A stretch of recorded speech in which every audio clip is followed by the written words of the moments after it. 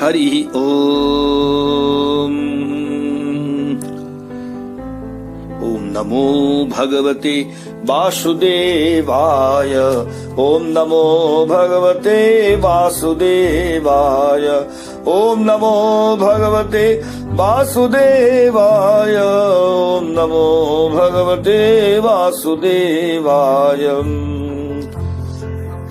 मूकं करोति वाचालं पंगुलंघयते गिरिं यत्कृपातमहं वन्दे परमानन्दमाधवम्।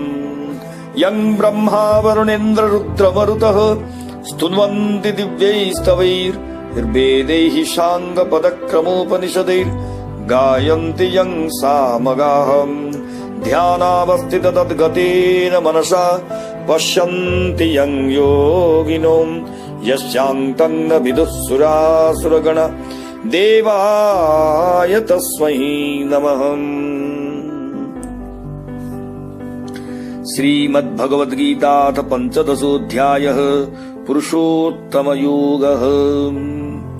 वैराग्य व्यतीत ज्ञान और भक्ति हुए नहीं, एथिपाई भगवान पंचदश अध्याय रे वैराग्य समन्वित ज्ञानर उपदेश देउछन्ति।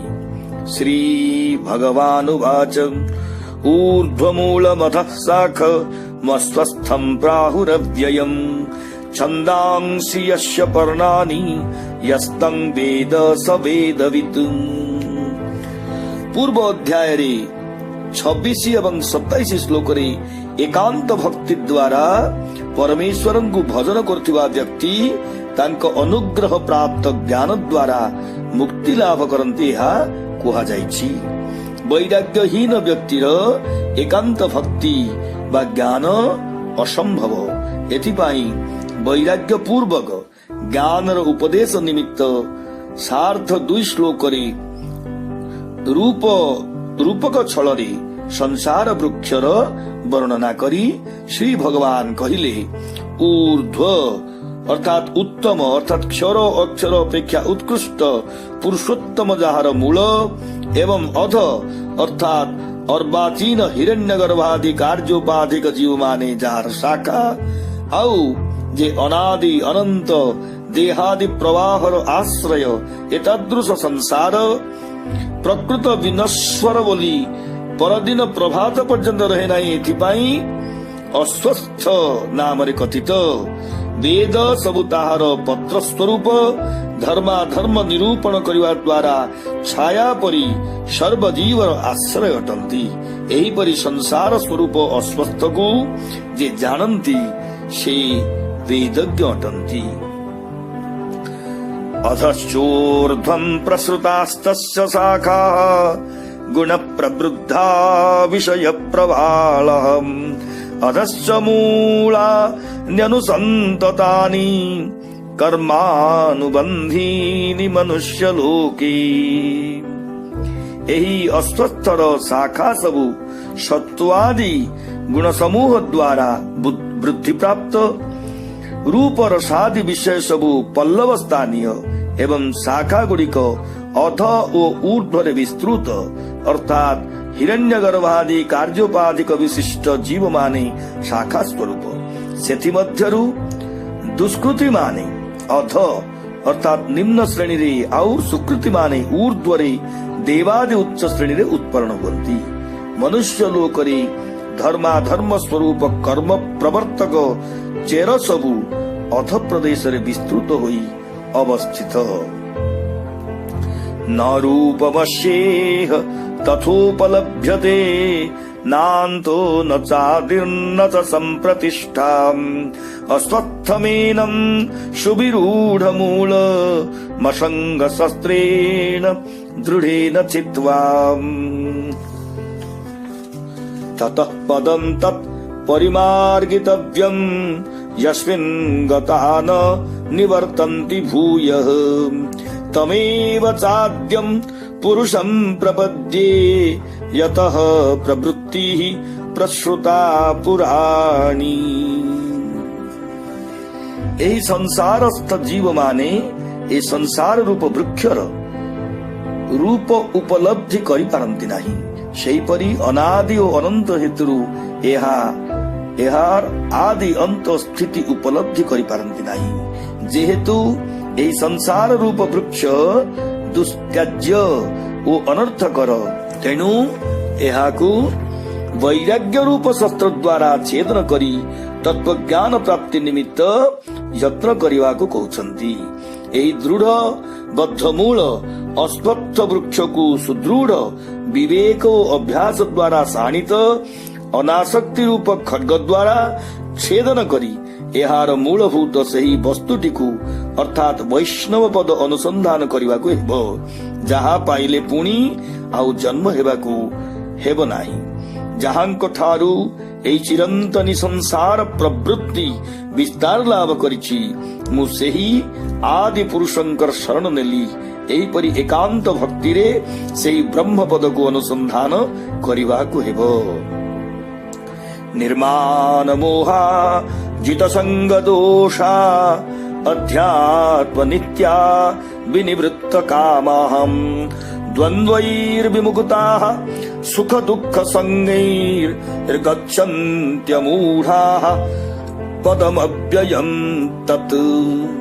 ସେହି ପରମେଶ୍ୱର ପ୍ରାପ୍ତି ବିଷୟରେ ସାଧନାନ୍ତର ଦେଖାଇବା ନିମିତ୍ତ କହୁଛନ୍ତି, ଯେଉଁମାନଙ୍କର ଅଭିମାନ ଓ ମୋହ ନାହିଁ, ଯେଉଁମାନେ ଆସକ୍ତି ରୂପ ଦୋଷକୁ ଜୟ କରିଛନ୍ତି, ଯେଉଁମାନେ ପରମାତ୍ମାର ସ୍ୱରୂପ ଜାଣିବା ପାଇଁ ସର୍ବଦା ତତ୍ପର, ଯେଉଁମାନେ କାମନା ପରିଶୂନ୍ୟ, ଯେଉଁମାନେ ସୁଖ ଓ ଦୁଃଖ ରୂପ ଦ୍ୱନ୍ଦ୍ୱରୁ ସମ୍ପୂର୍ଣ୍ଣ ରୂପେ ବିମୁକ୍ତ, ସେହି ଅବିଦ୍ୟା ପରିଶୂନ୍ୟ ବିବେକୀ ମାନେ ସେହି ବିଷ୍ଣୁ ପଦ ପ୍ରାପ୍ତ ହୁଅନ୍ତି। न तत् भासयते सूर्यो न शशांको न पावकः यद्गत्वा न निवर्तन्ते तद्धाम परमं मम। गंतव्य स्थान विशेष रूप निर्देश करी कहउचंती, जहा प्राप्त हेले जोगी माने संसार को फेरंती नहीं, सूर्य चंद्र और अग्नि जहा को प्रकाशित करि पारंती नहीं, ताहा ही मोर परम धाम अटे। प्रकाशमय सूर्यादि ସେହି परम धाम को प्रवेश करि पारंती नहीं। यह द्वारा जड़त्व एवं शीत उष्णादि दोषर प्रसंग रहित हैला। ममैवांशो जीवलोके जीवभूतः सनातनः मनः षष्ठानीन्द्रियाणि प्रकृतिस्थानि कर्षति। यदि कह तुमर धाम प्राप्त व्यक्ति संसार को आउ फेरी आसंती नहीं, आउ सती संपद्य इत्यादि श्रुति वचनानुसारे सुषुप्ति एवं प्रलय काल रे समस्ते तुमको पाई पारंती, तेबे आउ संसारी अबा किए? तेणु 5टी श्लोक रे संसारी रूप संसारी स्वरूप एठारे कहउछंती। मोर अंश एही अविद्या संभूत जीव सर्वदा संसारी रूप रे प्रसिद्ध।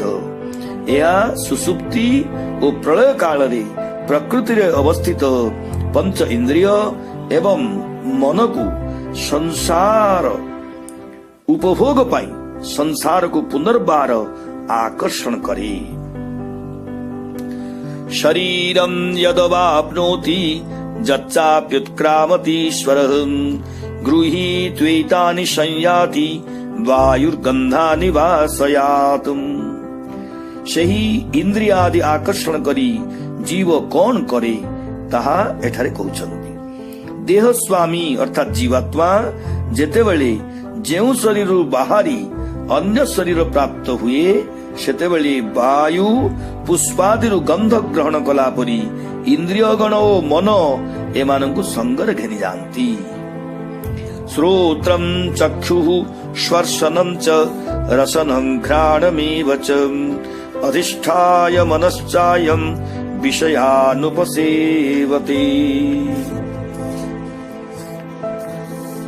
ଯେଉଁ ନିମିତ୍ତ ଇନ୍ଦ୍ରିୟାଦି ନେଇ ଯାଆନ୍ତି ତାହା ଏଠାରେ କହୁଛନ୍ତି। ଏହି ଜୀବାତ୍ମା ଶ୍ରୋତ୍ର ନେତ୍ର ଘ୍ରାଣ ରସନା ତ୍ୱକ୍ ଓ ମନ ଏମାନଙ୍କୁ ଆଶ୍ରୟ କରି ଶବ୍ଦାଦି ବିଷୟ ମାନଙ୍କୁ ଉପଭୋଗ କରେ। उत्क्रामन्तं स्थितं वापि भुञ्जानं वा गुणान्वितं विमूढानानुपश्यन्ति पश्यन्ति ज्ञानचक्षुषः। तेबे ईदृश आत्मा को कार्य कारण समूहरु भिन्न बोली समस्ते जानती नाही काहीकि ताहा एठारे कहउछन्ति। एक देहरु देहांतरगामी बा सेही देहरे अवस्थित बा विषय भोग प्रवृत्त बा गुणयुक्त अर्थात इंद्रिययुक्त जीवात्मा को अर्थात अविवेकी माने जानी पारंती नाही, विवेकी माने केवल जानी पारंती। यतन्तो योगिनश्चैनं पश्यन्त्यात्मन्यवस्थितम् यतन्तोऽप्यकृतात्मानो नैनं पश्यन्त्यचेतसः। आत्मा दुर्ज्ञेय कारण विवेकी मानक मध्यरु केही केही एहाको देखि पारंती एवं केही केही देखि पारंती नाही।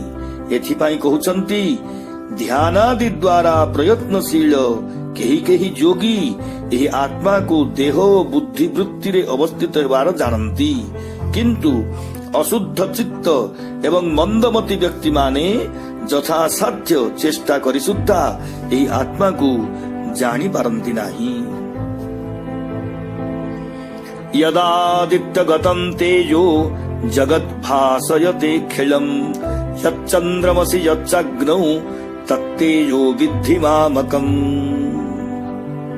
षष्ठ श्लोकरी परमेश्वर संबंधी परम धाम एवं तत्प्राप्त जीवर पुनर्जन्म हुए नहीं यह कहा जाइछि।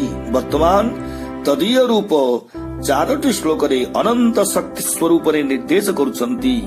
जेउ तेज सूर्यंक ठारे रही समस्त जगत को प्रकाशित करुछि एवं जहा चंद्र और अग्निंक ठारे अछि सेही तेज मोरी ठारु जात बोली जान।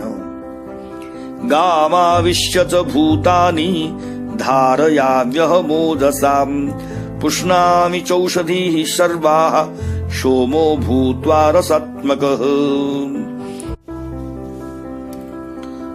मु निज मायाबल प्रभाव रे पृथ्वी रे प्रवेश करी चराचर भूतगण को धारण करी अछि। मु रसमय चंद्रमूर्ति धारण करी व्रीहि जब गोधूमादि औषधि समुदाय को परिपुष्ट करे। अहम वैश्वानरो भूत्वा प्राणीनां देहमाश्रितः प्राणापान समायुक्तः पचाम्यन्नं चतुर्विधम्। मु वैश्वानर अर्थात जठराग्नि रूपरे प्राणी मानकर देह को आश्रा करी जठराग्नि उद्दीपक प्राण और पान वायु संगे मिलित होई सेमानंकर भुक्त अर्थात भक्ष्य भोज्य लेह चोष्य ये चारि प्रकार अन्न परिपाक करिथाय। सर्वस्य चाहं हृदि सन्निविष्टो मतः स्मृतिर्ज्ञान मपोहनं च वेदैश्च सर्वैरहमेव वेद्यो वेदांत कृद्वेद विदेव चाहम्। मु सब प्राणी हृदय रे अंतर्यामी रूप रे विद्यमान अछि। अतएव मोठारु प्राणी मानकर पूर्वानुभूत विषयक स्मृति विषेन्द्रिय संयोग जात ज्ञान एवं उभयर अभाव मध्य जात होता है। मु मध्य समस्त वेद रे सही वेदोक्त देवता रूप रे ज्ञातव्य विषय मु मध्य वेदांत कर्ता अर्थात जन्मदाता गुरु एवं वेदवेत्ता अर्थात वेदार्थ ज्ञाता अटे। द्वाविमौ पुरुषौ लोके क्षरश्चाक्षर एव च क्षरः सर्वाणि भूतानि कूटस्थोक्षर उच्यते। वर्तमान सप्तम श्लोक रे उक्त निज सर्वोत्तमता तीनोटी श्लोक रे देखाउछन्ति। क्षर ओ अक्षर नाम रे दुईटी पुरुष जगत रे प्रसिद्ध। तन्मध्य रे ब्रह्मादि स्थावर पर्यंत भूत माने क्षर नाम रे ख्यात एवं कूटस्थ चैतन्य अक्षर नाम रे प्रसिद्ध। उत्तमः पुरुषस्त्वन्यः परमात्मेत्युदाहृतः यो लोकत्रयमाविश्य विभर्तव्यय ईश्वरः। जहा पाई क्षर ओ अक्षर पुरुष द्वय लक्षित हेले ताहा एठारे कहउचंती। एही क्षर ओ अक्षर उभयविध पुरुषरु भिन्न जे उत्तम पुरुष से परमात्मा नाम रे कथित। जे ईश्वर अर्थात सर्वज्ञ एवं निर्विकार से त्रैलोक्य मध्यरे समस्तंक हृदय रे प्रवेश करी समस्तंको धारण एवं पालन करुछंती। यस्मात्क्षरमतीतोह मक्षरादपि चोत्तमहम् अतोऽस्मि लोके वेदे च प्रथितः पुरुषोत्तमहम्। स्वकीय नाम कथन द्वारा एही पुरुषोत्तमत्व प्रमाण करुछंती। काहेकि ना मु नित्य मुक्त बोली जड़ समूहरु अतीत नियंता बोली चेतन पदार्थ अपेक्षा मध्य श्रेष्ठ। मु वेद ओ पुराण रे एवं समस्त लोक रे पुरुषोत्तम नाम रे विख्यात। जो मामेवमसम्मूढो जानाति पुरुषोत्तमम् स सर्वविद् भजति मां सर्वभावेन भारत। एही प्रकार ईश्वरंकु जानिवा लोकर फल कहउचंती। हे भारत, जे एही परी मोह शून्य होई मोते पुरुषोत्तम बोली जानती से सब प्रकारे मोरी भजना करती एवं तापरे सर्वविद अर्थात सर्वज्ञ होइथांती। इति गुह्यतमं शास्त्र मिदमुक्तं मया नघ एतद् बुद्ध्वा बुद्धिमान् स्यात् कृतकृत्यश्च भारत। हे व्यसन शून्य भारत, मु अति संक्षेपरे एही अति गोपनीय शास्त्र तुम्हंकु कहिली। यह जानिले लोके बुद्धिमान एवं कृतार्थ होइथांती। हरि ओम तत्सदिति श्रीमद्भगवद्गीतासु उपनिषत्सु ब्रह्म विद्यायां योगशास्त्रे श्रीकृष्णार्जुन संवादे पुरुषोत्तम योग नाम पंचदशोऽध्यायः। ओम नमो भगवते वासुदेवाय। ओम नमो भगवते वासुदेवाय। ओम नमो भगवते वासुदेवाय। ओम नमो भगवते वासुदेवाय। ओम नमो भगवते वासुदेवाय। ओम नमो भगवते वासुदेवाय।